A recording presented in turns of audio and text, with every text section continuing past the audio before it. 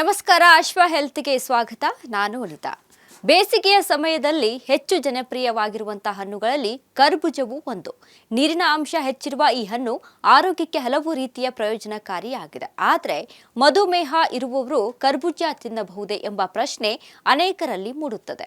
ಮಧುಮೇಹಿಗಳು ಕರ್ಬೂಜ ಹಣ್ಣನ್ನು ಸಂಪೂರ್ಣವಾಗಿ ತ್ಯಜಿಸುವ ಅಗತ್ಯವಿಲ್ಲ. ಆದರೆ ಪ್ರಮಾಣ ಮತ್ತು ಸಮಯದ ಬಗ್ಗೆ ಎಚ್ಚರಿಕೆ ವಹಿಸುವುದು ಮುಖ್ಯವಾಗುತ್ತೆ. ಕರ್ಬೂಜ ಮಧ್ಯಮ ಗ್ಲೈಸೆಮಿಕ್ ಸೂಚಿ ಹೊಂದಿರುವಂತಹ ಹಣ್ಣಾಗಿದ್ದು, ಸೇವನೆಯ ನಂತರ ರಕ್ತದಲ್ಲಿನ ಸಕ್ಕರೆ ಮಟ್ಟವನ್ನು ತುಸು ವೇಗವಾಗಿ ಹೆಚ್ಚಿಸುವ ಸಾಧ್ಯತೆ ಇರುತ್ತದೆ. ಕರ್ಬೂಜದಲ್ಲಿ vitamin A, vitamin C, potassium, fibre ಹಾಗೂ ಆಂಟಿ ಆಕ್ಸಿಡೆಂಟ್ಗಳು ಸಮೃದ್ಧವಾಗಿವೆ. ಇವು ದೇಹದ ರೋಗನಿರೋಧಕ ಶಕ್ತಿಯನ್ನು ಹೆಚ್ಚಿಸುವುದರ ಜೊತೆಗೆ ಕಣ್ಣಿನ ಆರೋಗ್ಯ ಮತ್ತು ಚರ್ಮದ ಆರೋಗ್ಯಕ್ಕೂ ಸಹಕಾರಿ.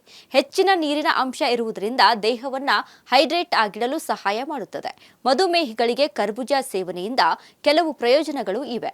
ಕಡಿಮೆ ಕ್ಯಾಲೋರಿಗಳನ್ನು ಹೊಂದಿರುವ ಈ ಹಣ್ಣು ಹೊಟ್ಟೆ ತುಂಬಿದ ಅನುಭವ ಆಗುತ್ತೆ. ಹೀಗಾಗಿ ಅನಗತ್ಯ ಆಹಾರ ಸೇವನೆಯನ್ನ ಕಡಿಮೆ ಮಾಡಲು ಸಹಕಾರಿಯಾಗುತ್ತದೆ. ಅಲ್ಲದೆ ದೇಹದ ಅಗತ್ಯವಾದ ಪೋಷಕಾಂಶಗಳನ್ನು ಒದಗಿಸುತ್ತದೆ.